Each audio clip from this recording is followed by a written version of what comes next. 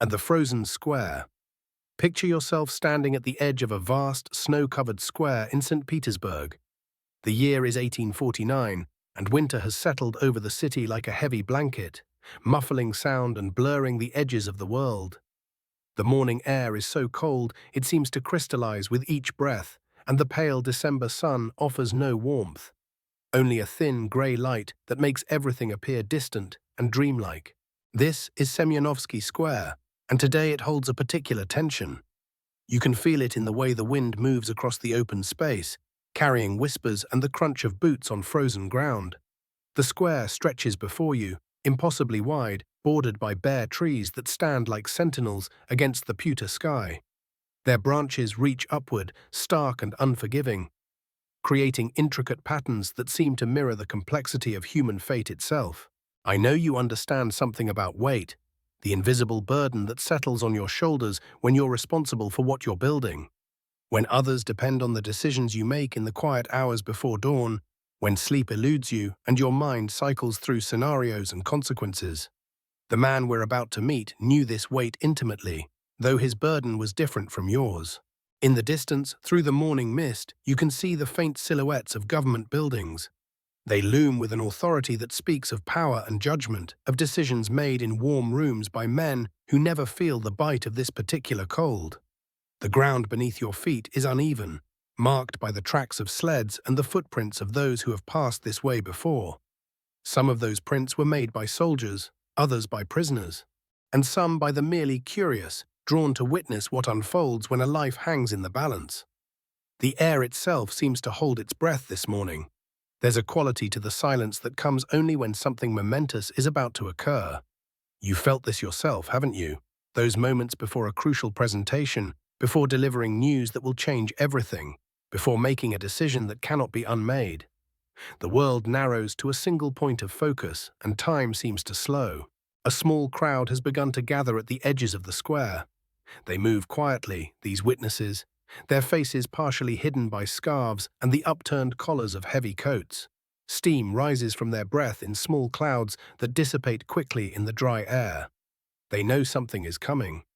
They can sense it in the unusual activity, in the way the guards have positioned themselves, in the careful preparations being made at the center of this frozen stage. Among those who will soon enter this square is a young man of 28. His name is Fyodor, though he doesn't yet know that this morning will transform him into someone entirely different from the person who woke before dawn in his cell. He carries his own weight, the burden of words written in secret, of ideas that challenged the very foundations of the world he was born into. Like you, he understands what it means to build something from nothing, to take responsibility for creating what didn't exist before.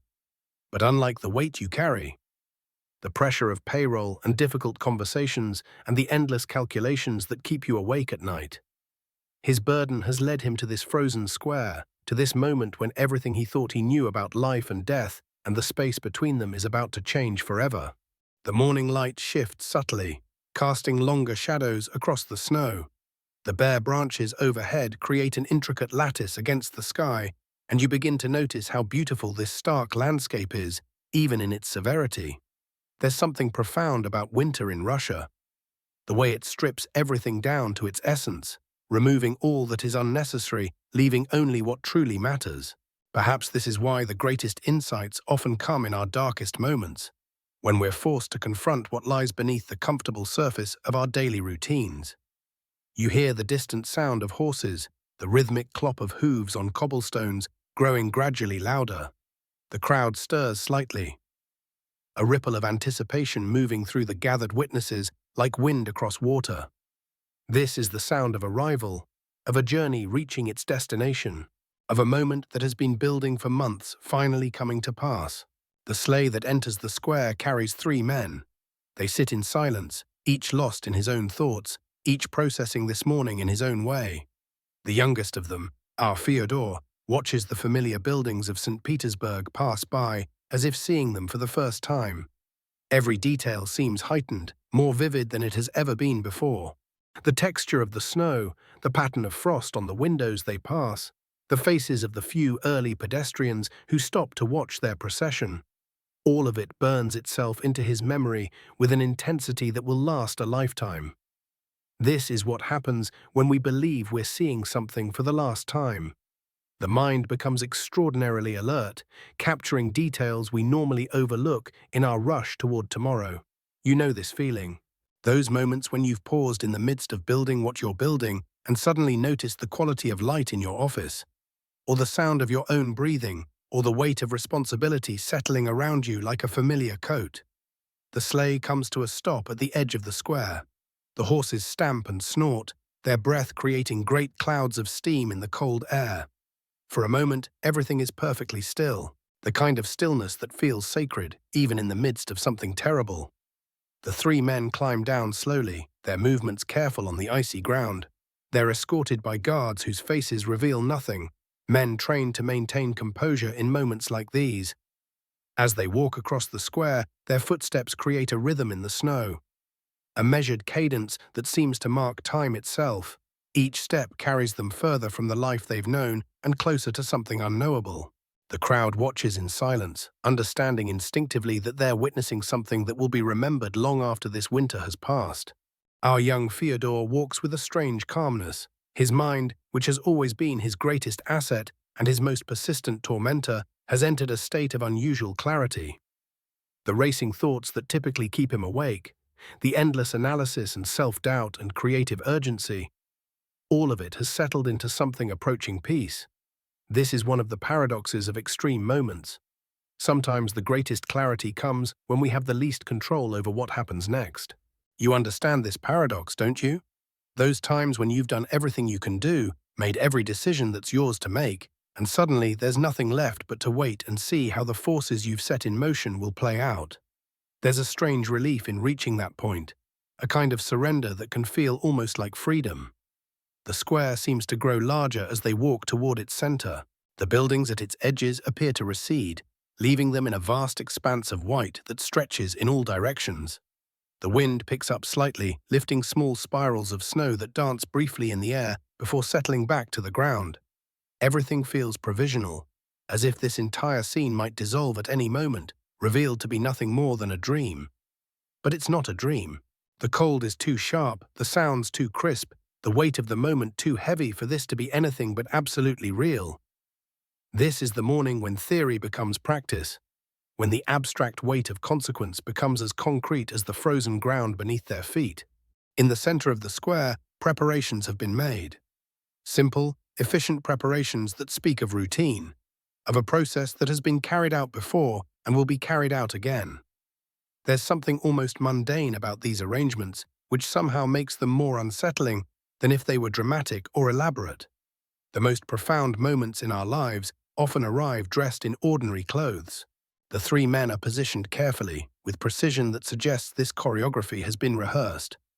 They stand facing the crowd, though their eyes are focused on something beyond the gathered witnesses, perhaps on the pale sky or the distant buildings, or on memories of other mornings when the world felt safer and more predictable. Our Fyodor finds himself thinking about time, about how it moves differently in moments like these. Minutes can feel like hours, while entire lifetimes seem to compress into a single heartbeat. He thinks about the stories he's written, the characters he's created, and wonders if any of them ever experienced this particular quality of suspended time, this sense of standing at the very edge of existence itself. The crowd has grown larger now, though everyone maintains a respectful distance. They understand they're witnessing something significant, something that will become part of the city's memory, woven into the fabric of stories that will be told and retold in the years to come. History is being made in this frozen square, though none of them yet understand the true magnitude of what they're seeing. And in this moment of perfect stillness, with the pale sun casting long shadows across the snow, with the bare branches creating their intricate patterns overhead, with the weight of consequence settling over the square like a visible presence, everything is about to change.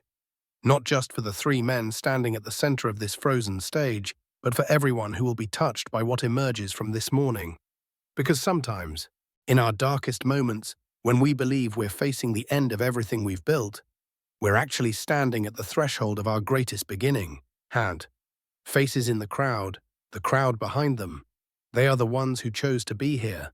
In the bitter cold of this December morning, when most of St. Petersburg remains shuttered behind warm windows, These souls have gathered to witness what they believe will be an ending.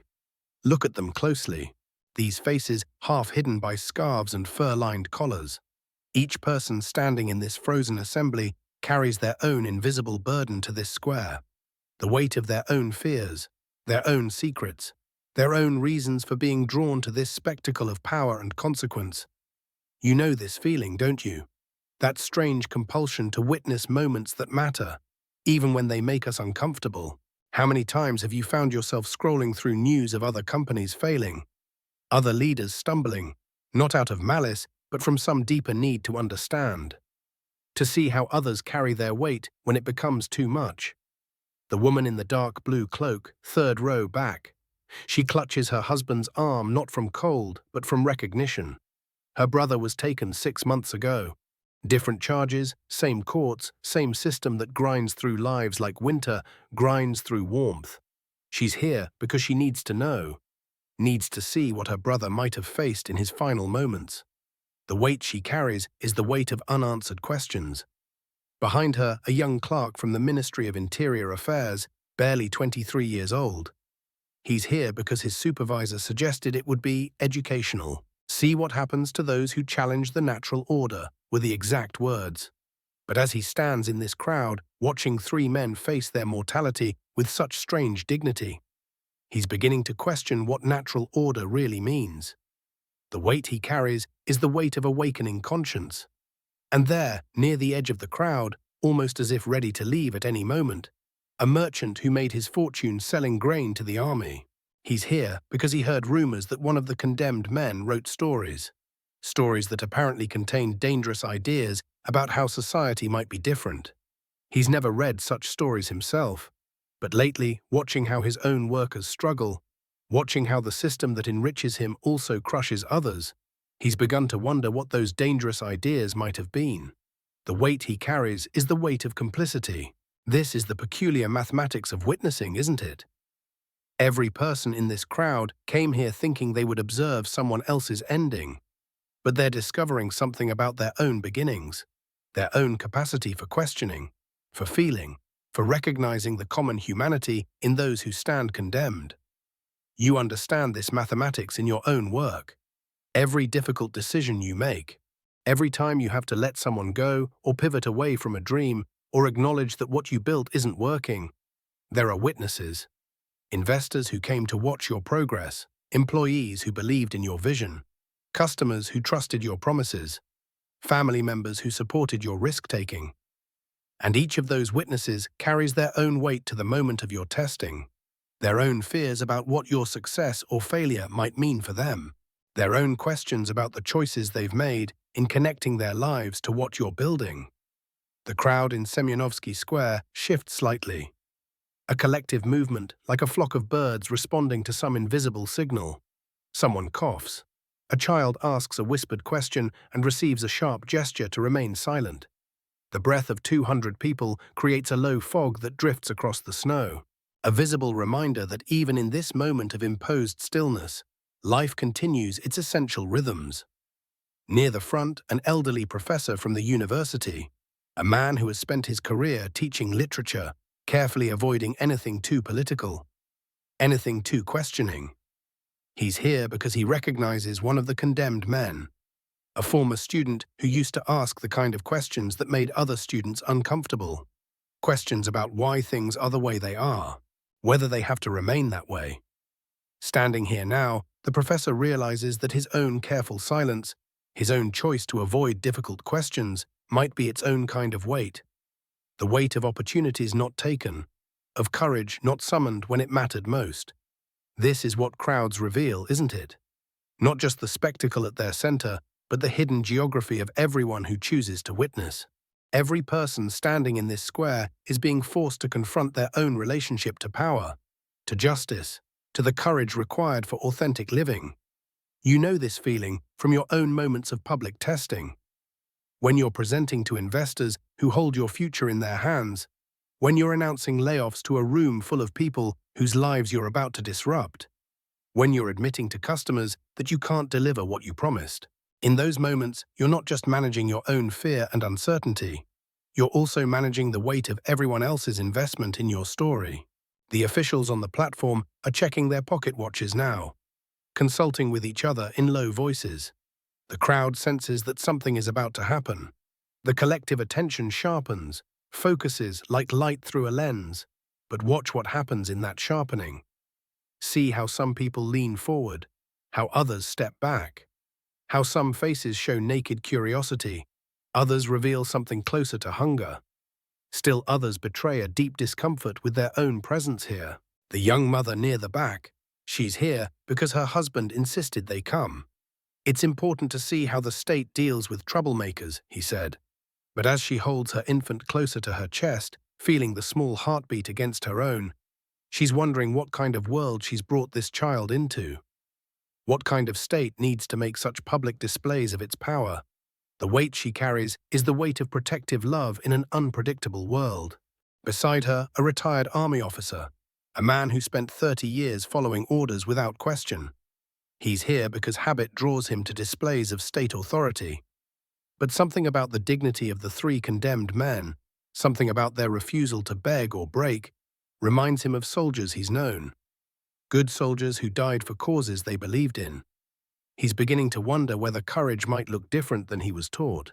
The weight he carries is the weight of reconsidering a lifetime of assumptions. This is the strange alchemy of witness, isn't it? How being present for someone else's moment of truth forces us to examine our own relationship to truth. How watching others face their fears reveals the contours of our own fear. How seeing others carry impossible weight reminds us that we, too, are stronger than we imagined. You've experienced this in your own leadership journey. Those moments when you've had to watch other founders fail publicly, other companies collapse under pressures similar to what you face. There's no satisfaction in such witnessing, but there's a kind of terrible education, a recognition of the common vulnerability that connects everyone who dares to build something meaningful.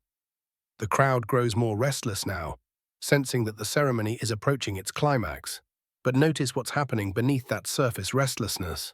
Notice how many people are no longer focused entirely on the platform, how many are stealing glances at each other, beginning to see not just a crowd, but a collection of individuals, each carrying their own questions, their own fears, their own capacity for growth.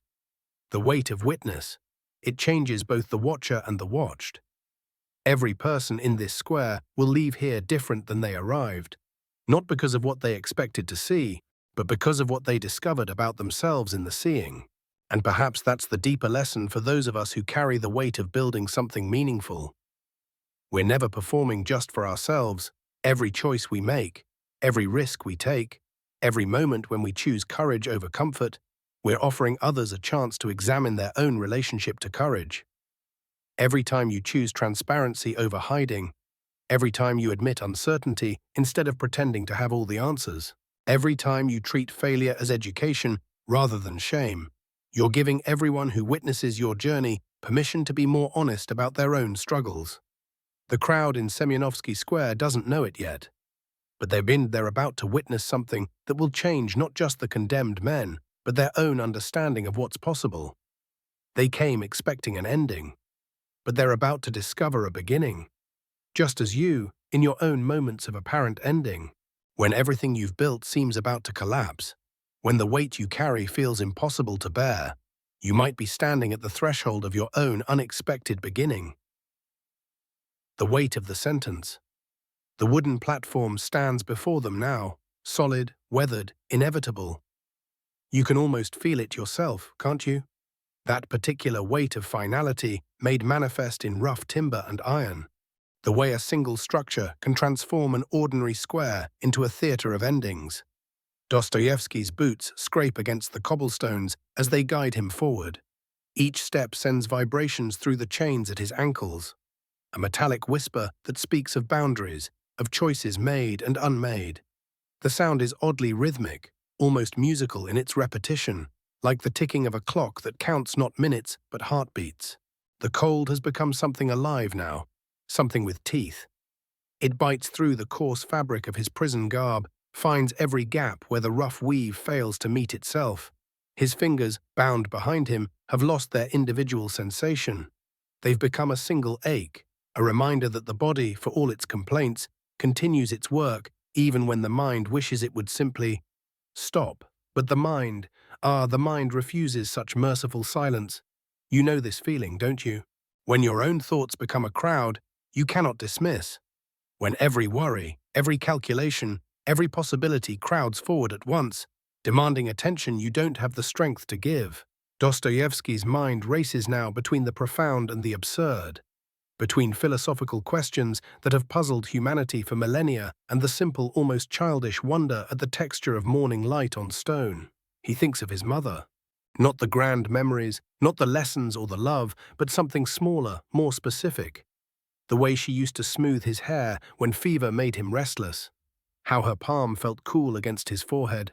How that simple touch could make the world feel manageable again. Strange, isn't it, how in our moments of greatest weight we return not to our achievements or our grand plans, but to these tiny anchors of tenderness. The scaffold looms larger now. Up close you can see the stains, dark patches where the wood has absorbed. What, rain, snow, or something else entirely? The grain of the timber tells its own story. Rings of growth that speak of seasons this tree weathered before it became this instrument of conclusion. There are ropes, thick hemp that looks almost soft in the morning light, until you consider its purpose.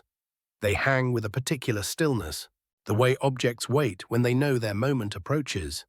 Pulleys gleam dully, their metal surfaces reflecting fractured images of the crowd, the sky, the faces of men about to discover what they're truly made of. A soldier adjusts something, a buckle perhaps, or a strap. His movements are practiced, efficient, the way your own hands move through familiar tasks.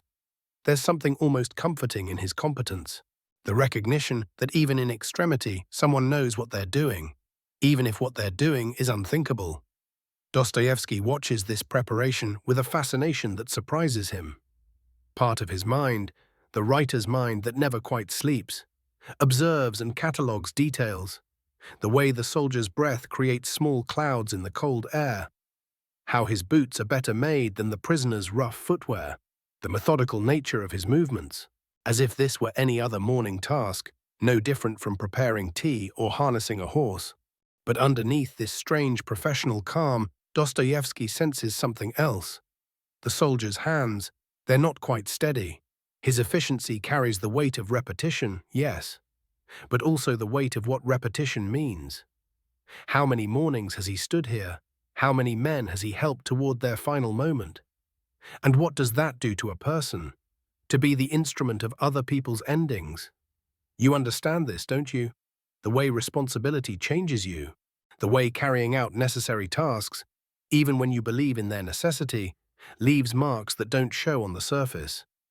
The decisions you've had to make, the conversations you've had to have, the weight of being the one who must act when action is required. The chains at his wrists have worn small raw patches where the metal meets skin. Such a minor discomfort compared to what's coming, yet somehow it's this small pain that feels most real. The grand philosophical questions fade. The fear itself becomes abstract, but this tiny, persistent irritation remains immediate, present, undeniably true. His fellow prisoners stand nearby, close enough to touch, yet each man now exists in his own sphere of preparation. They've moved beyond the possibility of comfort, beyond the reach of shared words or meaningful glances. Each must face this moment as he faces it, alone with whatever beliefs, whatever fears, whatever strange peace he can manufacture from the raw materials of a lifetime's accumulation of choices.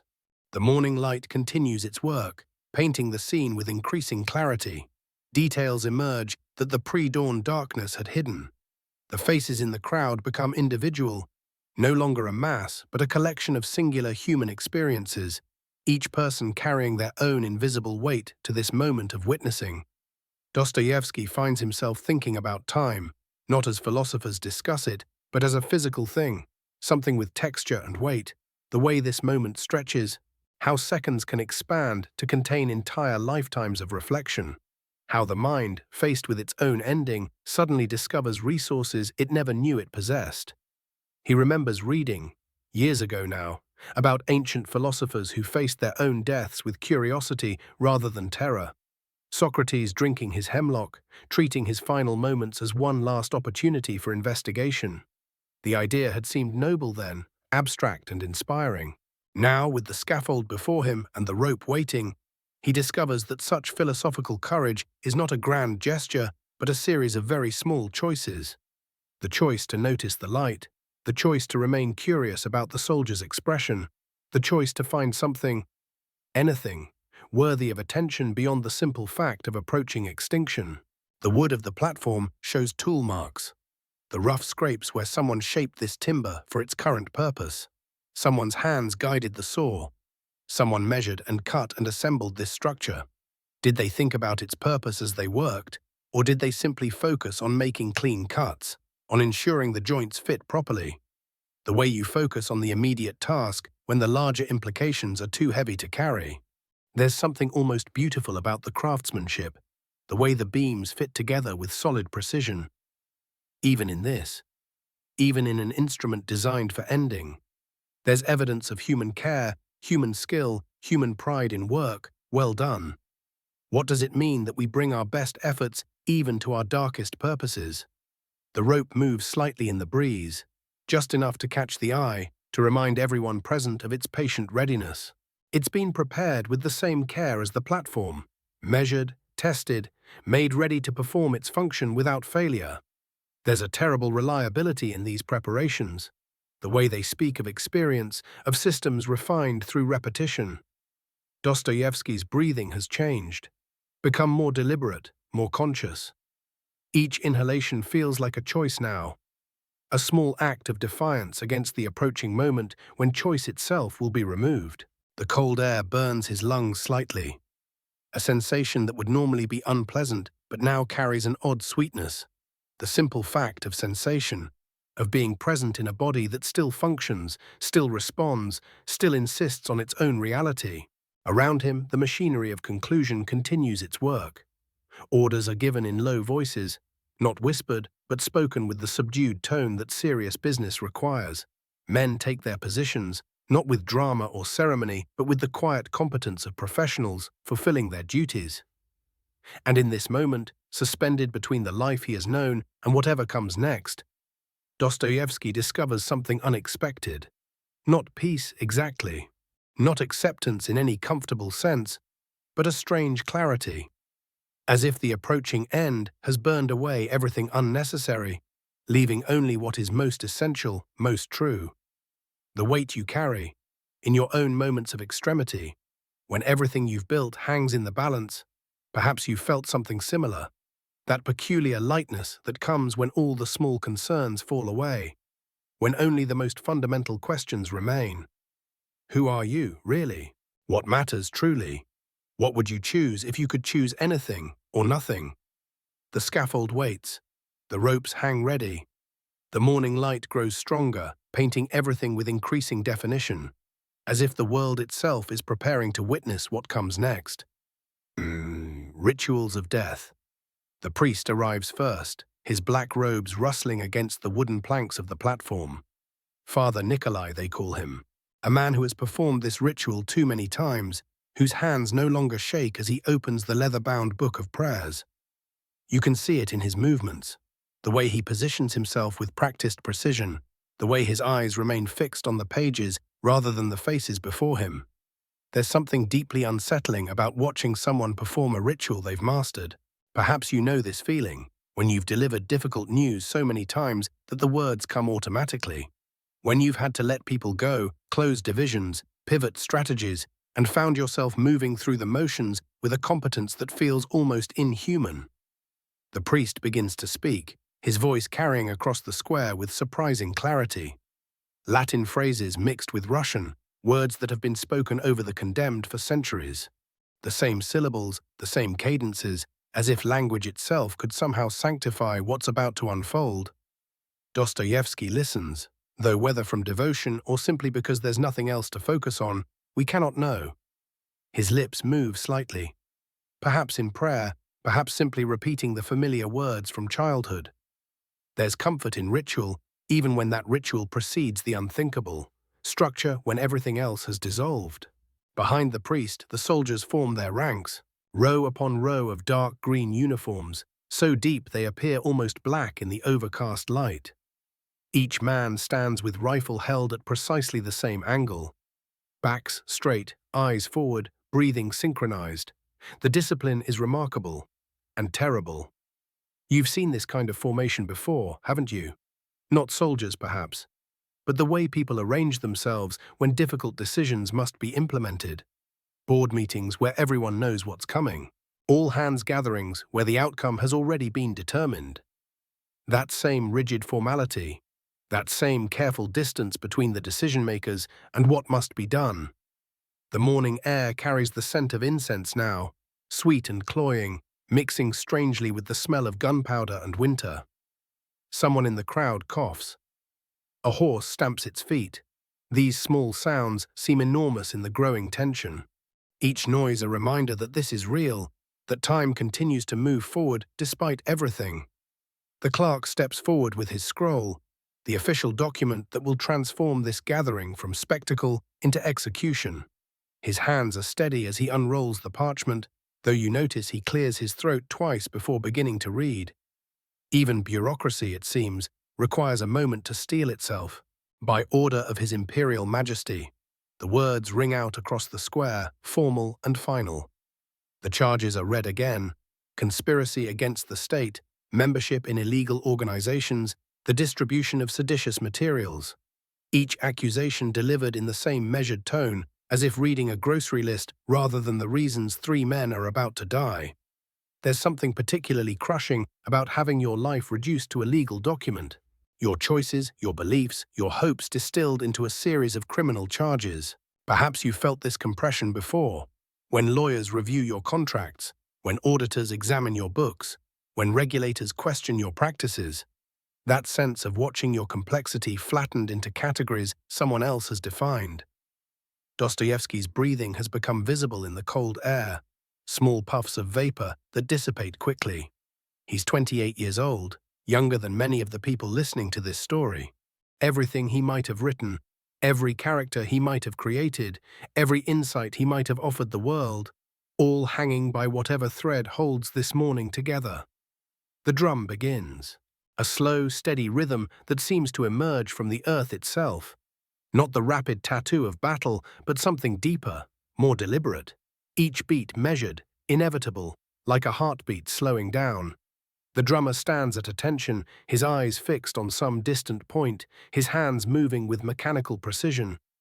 This is the sound that has accompanied such moments throughout history, the rhythm that marks the transition from life to whatever comes after. It's a sound that bypasses rational thought and speaks directly to something primal, the part of us that recognizes endings, that knows when the final chapter is beginning. The blindfolds come next. White cloth, surprisingly clean, as if someone has taken care to ensure even this small dignity. The executioner's assistant moves from prisoner to prisoner with unhurried efficiency. First the man on the left, then Dostoevsky, then the third. Watch Dostoevsky's face in these final moments of sight. His eyes move rapidly, taking in the crowd, the soldiers, the grey sky above, not frantically, but with intense focus, as if trying to memorize everything, to carry these images with him into whatever darkness awaits. There's something profound about choosing what to see last. What would you look at if you knew these were your final moments of vision? The faces of people you love, the work you've built, the sky you've taken for granted? Or would you, like Dostoevsky, try to take in everything at once, to somehow hold the entire world in your final glance? The cloth covers his eyes. The world disappears. Now there is only sound, only sensation, only the weight of standing upright when everything inside you wants to collapse. The drum continues its relentless rhythm. Somewhere a rifle bolt clicks into place.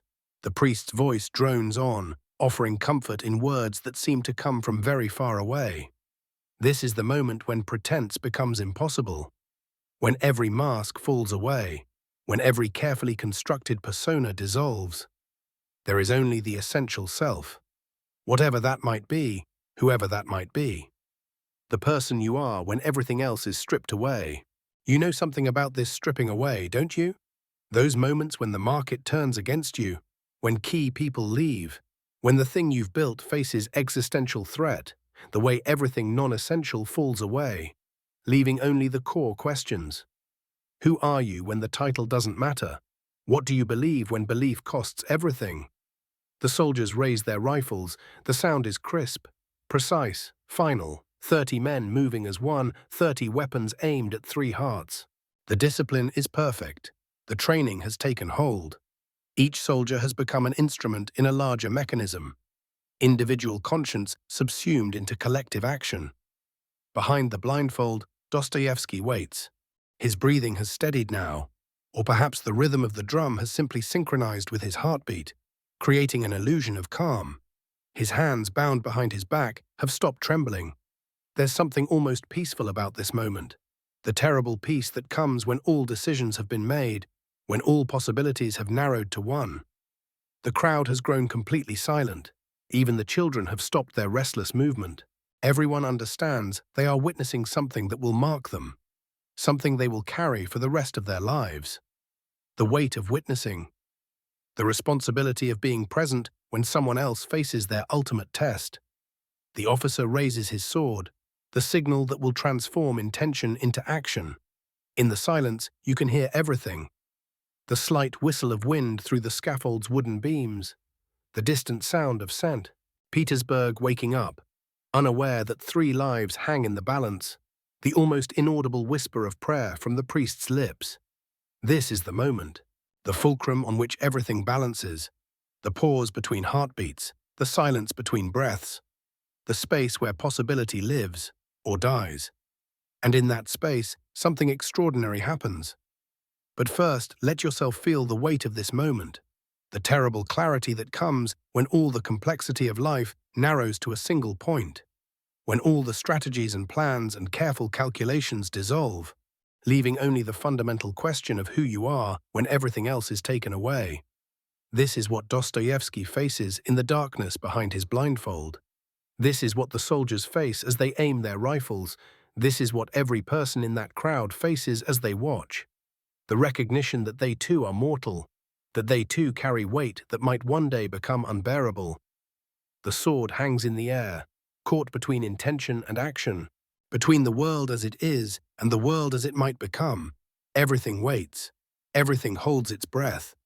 And in that waiting, in that terrible, beautiful suspension, something shifts, something that will change not just this moment, but everything that follows. The morning light grows stronger, painting the scene with increasing definition, as if the world itself is preparing to witness what comes next. The brink. The moment arrives with crystalline clarity, as if time itself has become glass, transparent and fragile. The commanding officer raises his hand. The rifles lift in perfect unison, 20 barrels catching the morning light like dark promises. You can hear the metal, the slight scrape of steel against leather, the whispered prayers of men who must aim at other men. Dostoevsky feels his heartbeat, not racing now, but deliberate, each pulse a small eternity. The blindfold transforms the world into darkness punctuated by sound, the shuffle of boots on frost-hardened earth, the distant cry of a raven, the almost inaudible whisper of his fellow prisoner beside him. Time begins to stretch, like heated metal under pressure, each second expanding to hold entire lifetimes of thought. This is what you know, isn't it? Those moments when the weight you carry seems to compress time itself, when a single decision point feels like it contains the entire future of what you're building. The young writer's mind fragments, not into panic, but into extraordinary detail.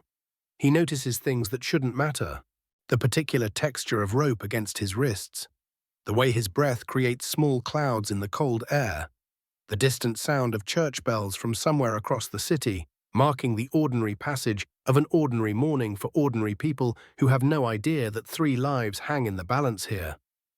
Memory floods in, unbidden and overwhelming. His father's study, the smell of pipe tobacco and leather-bound books, his mother's hands as she mended his childhood clothes, the first time he saw his words in print, the electric thrill of knowing that thoughts from his mind had traveled into other minds. had created something that hadn't existed before. But with memory comes something else, something darker and more immediate. Regret. Not regret for the political activities that brought him here, not regret for the ideals he believed in, but regret for all the small failures, the moments of impatience with those he loved, the times he chose comfort over courage in the ordinary moments that seemed so insignificant then but feel monumental now. The weight of unfinished conversations, unwritten letters, unexpressed gratitude. How many times had he walked past his landlady without truly seeing her? How many mornings had he taken for granted the simple miracle of waking up, of having another day to shape, another chance to matter? You know this weight, don't you? The way responsibility can make you forget to notice the texture of your child's laugh, forget to truly listen when someone offers you their trust, forget that the empire you're building is made not just of strategies and systems, but of moments, small, irreplaceable moments that accumulate into a life. The commanding officer's hand hovers in the air, and Dostoevsky realizes he is witnessing something impossible, the exact moment when existence balances on the edge of non-existence. Not metaphorically, not philosophically, but literally. In seconds, the electrical storm of thought that is his consciousness, the entire universe as he knows it, will simply stop. Above them, the sky has taken on an extraordinary quality. Pale winter blue, shot through with threads of gold, where the sun breaks through scattered clouds. He cannot see it through the blindfold, but somehow he feels it. The vast indifference and simultaneous intimacy of the sky, the way it holds everything, witnesses everything, and continues regardless.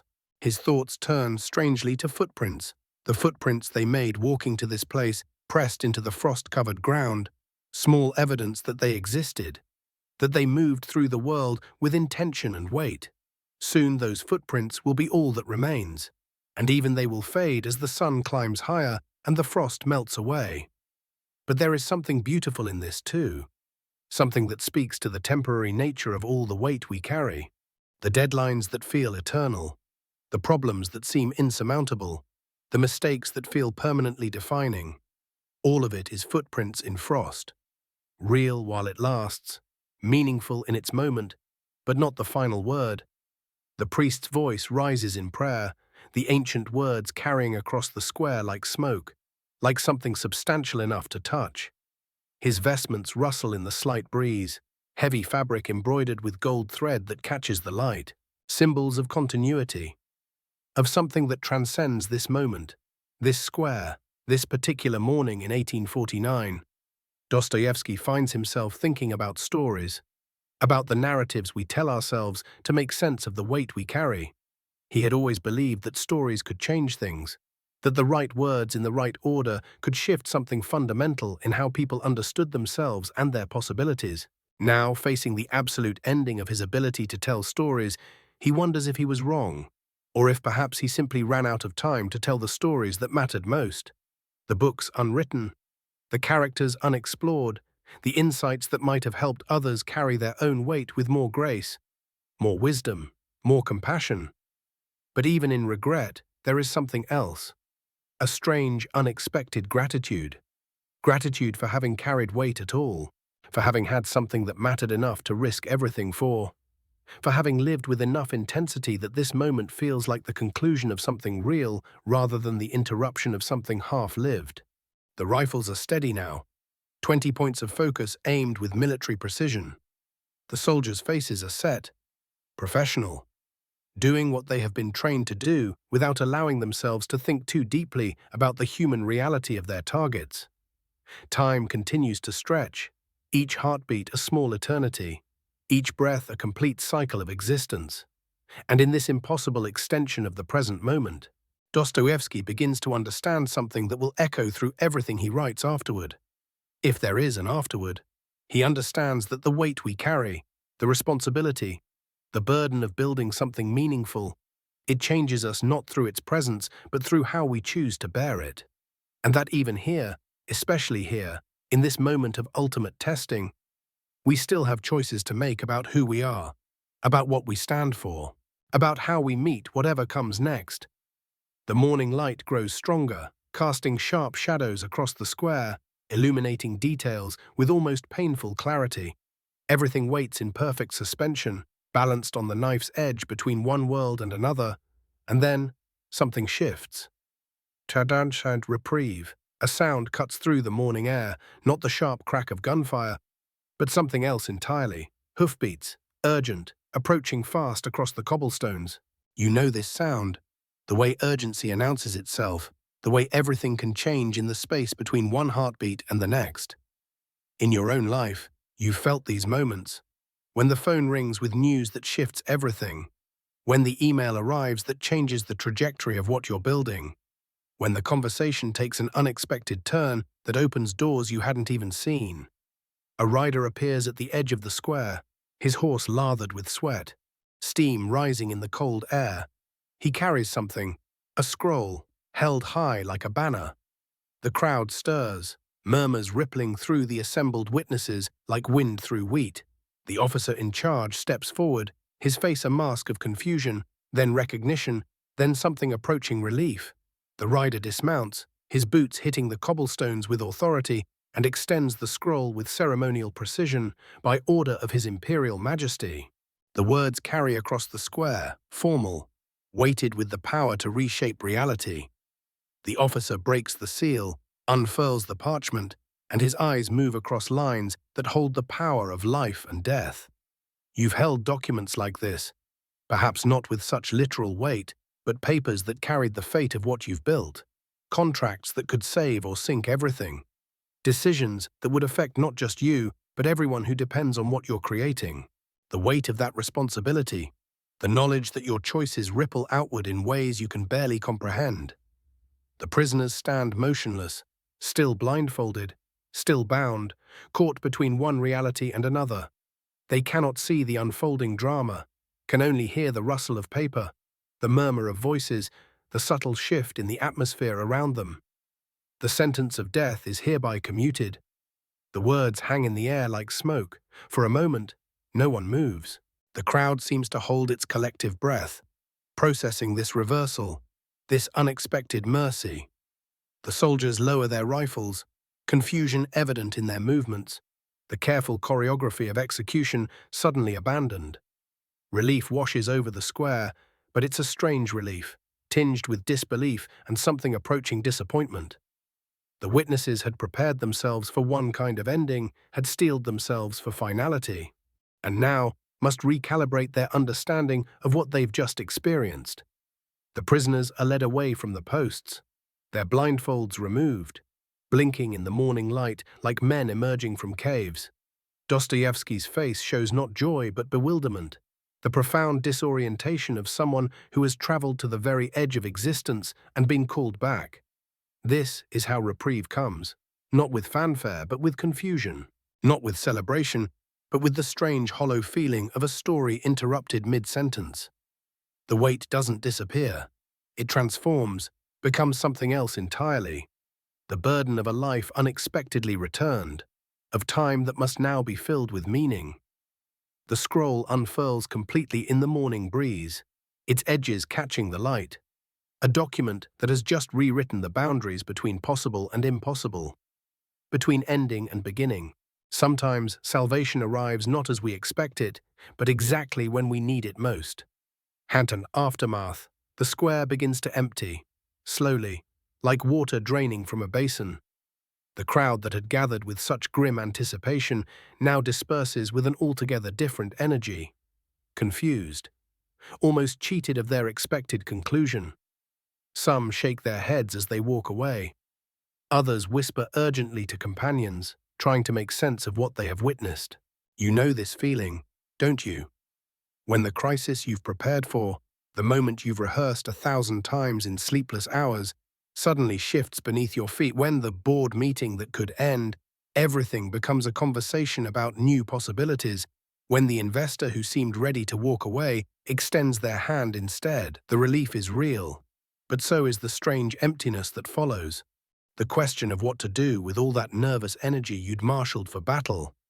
Dostoevsky walks between his guards, his legs unsteady, not from fear now, but from the profound disorientation of a man who has looked directly into the abyss and been pulled back from its edge. His hands, no longer bound, hang at his sides, foreign objects he's forgotten how to use. The weight he carried to this square, the certainty of ending, has been replaced by something far more complex. The burden of unexpected continuation.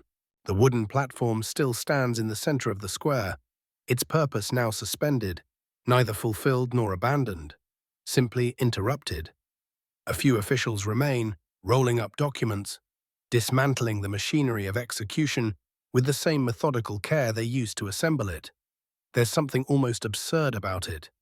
This careful undoing of death's preparations, like stagehands striking a set after the play has been cancelled mid-performance.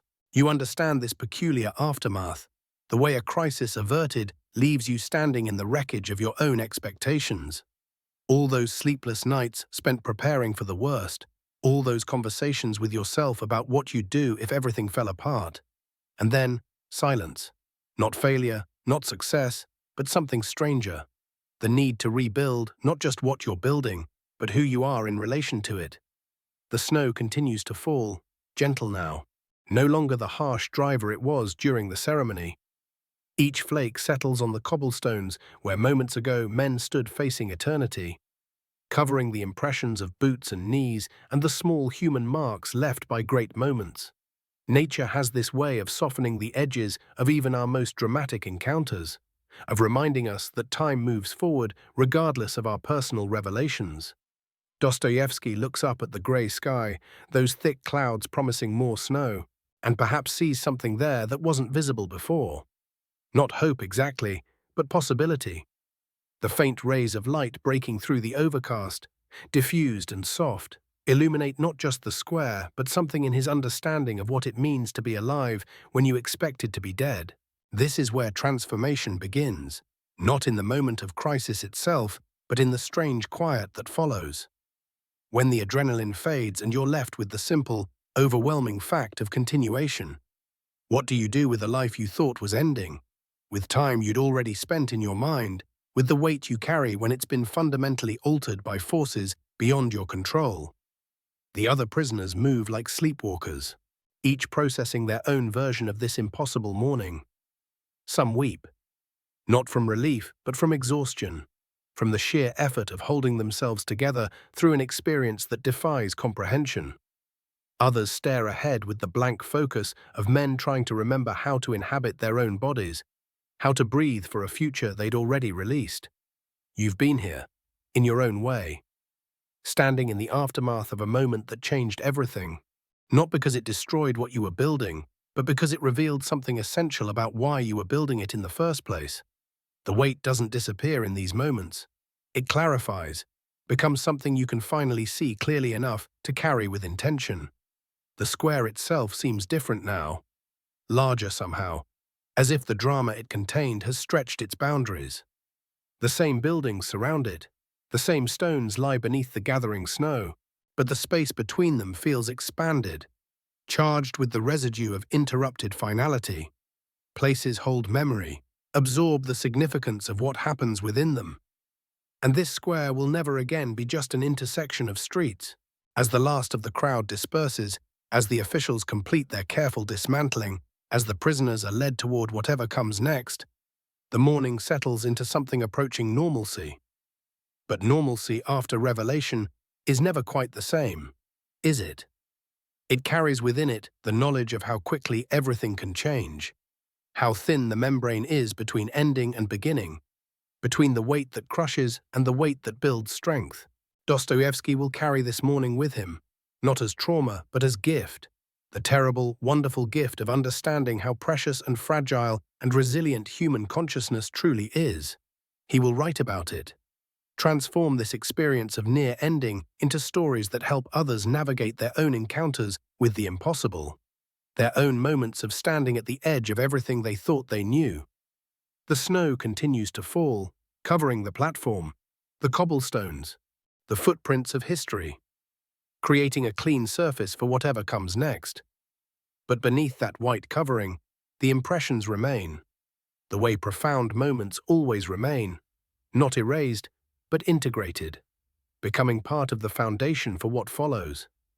This is what you do with the weight you carry. with the moments that interrupt your expectations and demand that you see your life, your work, your purpose, with new eyes. You don't discard the intensity of the experience. You don't pretend it didn't change you. You let it settle, like snow on stone, and discover what new landscape it reveals. The square empties. But the story continues, as all the best stories do. Not with endings, but with transformations. Not with answers, but with better questions. Not with the lifting of weight, but with the discovery of how to carry it. With grace, with purpose, with the quiet strength that comes from having looked directly at what matters most, and choosing, again and again, to build something worthy of the time you've been given. Hat. Whispers of hope. The scroll unfurls slowly in gloved hands, revealing not just the commutation of sentence, but something deeper, a recognition that survival itself is a kind of sacred trust. The parchment bears the weight of imperial decision, but also the weight of possibility, of second chances written in ornate script across yellowed paper, each word a doorway to an uncertain but breathing future. In the hours that follow, as Dostoevsky is led to his cell, as the reality of Siberian exile settles into his bones, there comes a strange and unexpected gift. Not relief, not celebration, but something quieter and more profound, the recognition that he has been given what every leader secretly craves, a moment of absolute clarity about what truly matters, followed by the opportunity to live differently because of it. The weight you carry, it doesn't disappear in moments like these. It transforms. What felt crushing before, the endless decisions, the sleepless calculations, the fear of failure, these burdens begin to reveal themselves as something else entirely, as the very substance from which meaning is made, as the raw material of purpose, as the resistance against which strength is built.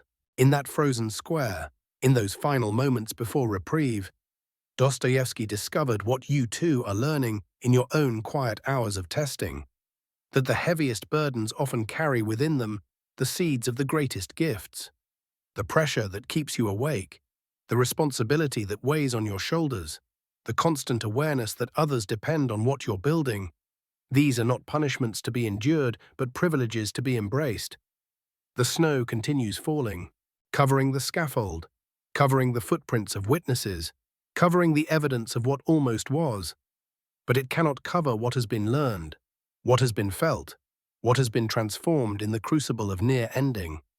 Some experiences burn themselves so deeply into consciousness that they become part of the foundation, part of the bedrock upon which everything else is built. You who lie here now, carrying your own invisible weight, rehearsing tomorrow's challenges, calculating risks and possibilities, you are writing your own scroll, unfurling your own story of transformation, discovering your own capacity to find grace under pressure, to find wisdom in uncertainty, to find strength in the very act of carrying what must be carried. The whispers of hope are not grand pronouncements. They are quiet recognitions that you have survived every difficult day so far, that the weight you carry is evidence of the trust others place in you, that what you're building matters not just for its outcome, but for what it reveals about your willingness to shoulder responsibility, to persist through uncertainty, to choose courage when courage is required. In the growing twilight of this story, as the last witnesses leave the square, as the officials pack away their instruments of judgment, as the snow transforms the scene from one of endings to one of quiet beginnings, there remains only the essential truth that has threaded through every moment, that the human spirit, tested, strained, pushed to its very limits, possesses an inexhaustible capacity for renewal, for hope, for the quiet determination to begin again. And so as sleep approaches, as your own day's weight settles into memory, as tomorrow's possibilities shimmer at the edge of consciousness, let yourself rest in this knowledge, that you too carry within you this same inexhaustible capacity, this same quiet strength, this same ability to transform burden into purpose, weight into wisdom, uncertainty into the very foundation of hope. And in this transformation, in this gentle surrender to what you cannot control, and this quiet embrace of what you can, find the peace that comes not from having all the answers, but from trusting your ability to meet whatever questions tomorrow may bring, with grace, with courage, with the accumulated wisdom of every weight you have learned to carry.